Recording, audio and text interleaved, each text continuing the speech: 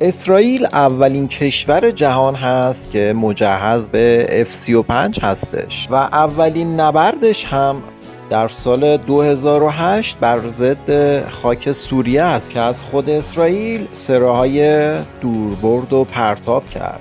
F-35 اسرائیلی ها از نظر تسلیحات و سطح تجهیزات شبیه همون F-16 خودشونه و دستکاریش کردن و بومی هستش. F-35 های اسرائیلی جایگزین سری های اول F-16 و F-15 دارن میشن و قرار تا سال 2030 در کنار این جنگنده ها جزو اصلی ترین و پرچمدار نیروی هوایی اسرائیل باشن. تا مهر ماه 1402 گفته میشه که اسرائیل 36 فروند از 50 تا رو تحویل گرفته.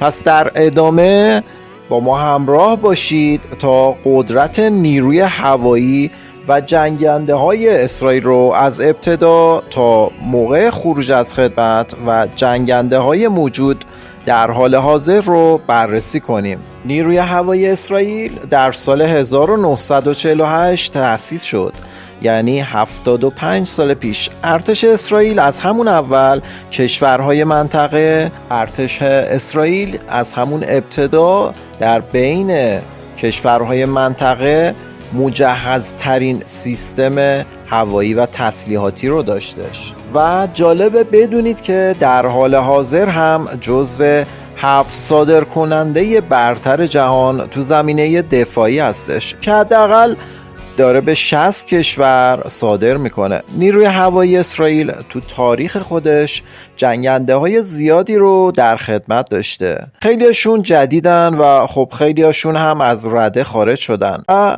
مهمترین هاش رو قراره با همدیگه بررسی کنیم. P-51 ماستان و برای شرکت آمریکایی نورس امریکنه و قبل و بعد از سال 1948 وارد اسرائیل شد و شهرت زیادی هم توی جنگ جهانی دوم رسید. بمب‌افکن B-17 فلاین که محصول کمپانی بوئینگه و 3 فروند ازش دریافت کرده که تو سال 1948 قاهره رو باهاش بمباران کردن، ولی بعد از گذشت یک دهه به عنوان هواپیمای ترابری ازش استفاده کردن. اولین جنگنده نیروی هوایی اسرائیل لاستر میت اور بود که محصول کشور انگلیس بود و تو سال 1948 2 فروند ازش خره و در ادامه خرید 105 فروند دیگه از انگلیس و هلند به صورت دست دوم خریداری میکنه. جت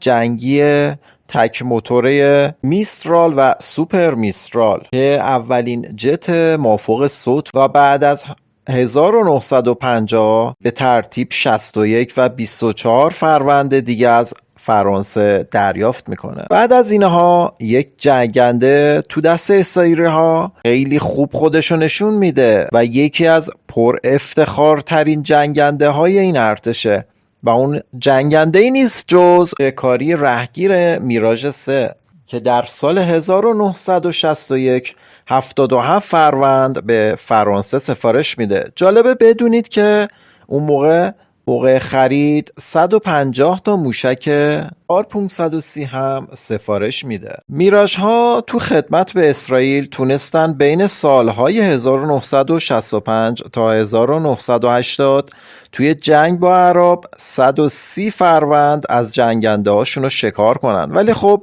کمتر از 25 فروند هم میراژ رو از دست دادن. این جنگنده تو سال 1980 از خدمت خارج میشه.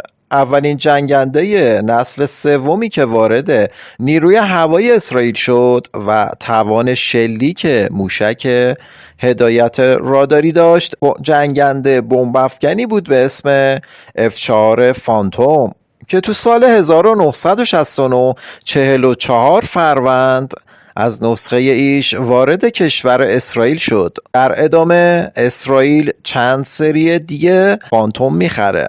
یعنی در مجموع 286 فروند که 12 تاش نسخه شناسایی بودن. فانتوم هم واسه این کشور خیلی خوب بود و حداقل 109 پیروزی هوایی تو جنگ سال 1970 به دست آورد. تعداد زیادی هم فانتوم F4 با ورود F16 تو سال 2004 از خدمت خارج میشن. خب حالا با همدیگه بریم بررسی کنیم که در حال حاضر نیروی هوایی اسرائیل توی آشیانه هاش مجهز به چه هواپیماهایی هستش. اسرائیل تو دهه 70 بین F-15 و F-16 تامکت گیر کرده بود که کدوم رو خریداری کنه و با آزمایش هایی که انجام داد در نهایت به خاطر چالاکی F-15 رو انتخاب کرد. نظر شما چیه؟ به نظرتون انتخاب درستی انجام داده یا نه؟ اگر دوستان نظری دارن حتما کامنت کنن. سری اول F-15 در سال 1976 4 فروند که تک سرنشین بودن وارد اسرائیل میشن. در ضمن دست دومم بودن، یعنی حدوداً 1 سال واسه آمریکا پرواز کرده بودن. با بررسی عملکرد F-15 ها 21 فروند دیگه هم سفارش میدن. جالبه بدونید توی همون سال اولین شکار F-15 جنگنده میگ 21 بود که شروع پیروزی های F-15 اسرائیل بود. در ادامه خرید جنگنده ها اسرائیل تو سال 1982 15 فروند F-15 نسخه ای و دی وارد نیروی هواییش میکنه. تو سال 1991 هم 15 فروند دیگه نسخه ای رو که دست دوم بودن وارد کشورش میکنه. تو سال 1992 باز هم 15 فروند دیگه F-15 که 10 تاش نسخه A و 5 تای دیگه هم نسخه A بودن وارد اسرائیل میکنه. بین سالهای 1979 تا 1982 توی درگیری با لبنان F-15 های اسرائیل 13 تا میگ 21 و 2 تا میگ 25 رو سرنگون میکنن و جالبه بدونید که توی جنگ دره بقا F-15 های اسرائیلی 41 جنگنده سوری رو که شامل 23 تا میگ 21 و 17 تا میگ 23 و بالگرد فرانسوی رو منهدم میکنن. اسرائیل توی این دوران F-15 های نسخه دیش رو آپدیت و ارتقا میده، مثل توان حمل بمب های اپتیکی و هدایت ماهواره‌ای و توان هدایت پهباد از کابین عقب. در حال حاضر F-15 های اسرائیلی به بمب های اسپارو و پایتون که محصول خودشون هست مجهز شدن. در کل 85 فروند F-15 نسخه شکاری ایگل رو تحویل میگیرن. البته اسرائیل 25 فروند دیگه جنگنده F-15 استریت ایگل رو سال 2002 تحویل گرفته. با بومی کردنش مثل هشدار دهنده رادار و فروسوت، نمایشگرها، سامانه های ناوبری و حتی کلاه خلبان اسمش رو عوض کردن، یعنی شد رام. به نسخه های قبلیش بردش بیشتر شده بود، یعنی 300 کیلومتر و قدرت درگیری با 8 هدف همزمان رو هم پیدا کرده بود. جنگنده دیگه که اسرائیل توی خدمت داره رو توی قراردادی به قیمت 300 میلیون دلار تو سال 1979 سفارش میده، یعنی تعداد زیادی از F-16 توی نسخه‌ای از A تا D، یعنی در کل 260 فروند. البته در حال حاضر بین 150 تا 190 فروند در حال خدمت هستند که بیشتر از نسخه‌های D، C و B هستند. جالبه بدونید که سری اول F-16 هایی که الان اسرائیل داره مال ایرانه. در واقع برای ایران بوده ولی وقتی قرارداد ایران کنسل میشه به اسرائیل داده میشه. البته این نسخه قدیمی شده و از خدمت کشور اسرائیل هم خارج شده و تو حالت ذخیره قرار داره. جالبه بدونید که اولین پیروزی اسرائیلی ها با F-16 شکار میگ 8 سوری بوده، یعنی توی آوریل سال 1980. تو همین سال 8 فروند F-16 با اسکورت F-15 ها نیروگاه اتمی عراق رو با بمب‌های هدایت لیزری بمباران کردند. جالبه بدونید که توی این جنگ که اسمش دره بقا بود، F-16 ها با موشک‌های سایدواندر، پایتون 3 و توپ 20 میلیمتری تونستن 44 تا جنگنده دشمن رو بدون هیچ تلفاتی منهدم کنن. یه نکته مهم، تقریبا همه جنگنده های F-16 اسرائیل از نظر تسلیحات نظامی بومی شدن، یعنی کار دست خودشونه. اسرائیل از F-16 ها مثل همه کشورها راضیه، ولی خب نه از بردش، ولی خب با نسخه جدیدش که همون سوفا باشه، بردش از 3700 به 4300 کیلومتر بود.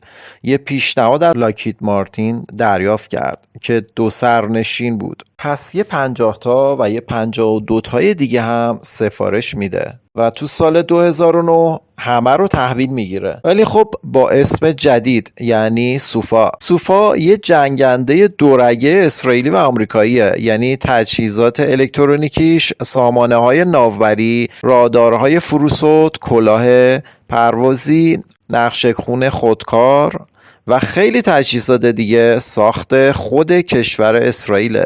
جالبه بدونید که اسرائیل در حال حاضر بزرگترین کاربر F-16 تو جهانه. خب بریم سراغ جدیدترین جنگنده اسرائیل، یعنی F-35. اسرائیل اولین کشور خاورمیانه است که F-35 داره که جایگزین F-16 ها شده. اسرائیل برای اولین بار با قراردادی به مبلغ 20 میلیون دلار وارد برنامه F-35 میشه و درخواست خرید 100 فروند F-35 رو با مبلغ 5 میلیارد دلار به آمریکا میده. اسرائیل هر 3 نسخه F-35 رو درخواست میده، یه بار 19 فروند تو سال 2010 و 14 فروند هم تو سال 2004، 17 فروند هم تو سال 2017. اسرائیل هر 3 نسخه F-35 رو درخواست داد، یعنی 19 فروند تو سال 2010 و 14 فروند هم تو سال 2014 و 17 فروند هم تو سال 2017، یعنی در کل 50 فروند. برآورد میشه هر F-35 تقریبا 100 میلیون دلار برای اسرائیل هزینه داره. جالبه بدونید که F-35 اسرائیلی سامانه جنگ الکترونیکیش و هشداردهنده‌هاش و سیستم‌های راداریش چه تسلیحات جنگیش همگی بومیه و همین مهر ماه سال 1402 اسرائیل 36 فروند از 50 تا سفارش F-35 رو تحویل گرفته. وزیر دفاع اسرائیل هم گفته که قرارداد 25 فروند دیگه F-35 رو به مبلغ 3 میلیارد دلار بسته تا سومین اسکادران خودش رو تشکیل بده و مجموع F-35 هاش به 75 فروند برسه. البته اسرائیل تو سال 2022 25 فروند F-15 نسخه X هم خریده که یک جنگنده چند منظوره است و قرار جایگزین F-15 های شکاری بشه. جالبه بدونید که اسرائیل 5 تا هواپیمای تغییر یافته گلف استریم ایتام و شاویت 550 و 500 برای هشدار زودهنگام یا همون آواکس و 5 تای دیگه برای شنود و جنگ الکترونیک در اختیار داره. برای سوخت‌رسانی هم 7 فروند هم AC-707 یا همون نسخه سوخت‌رسان 107 در اختیار داره. البته اصلی ترین هواپیمای ترابری این کشور C-130 هرکولس هست که در مجموع 24 فروند ازش داره.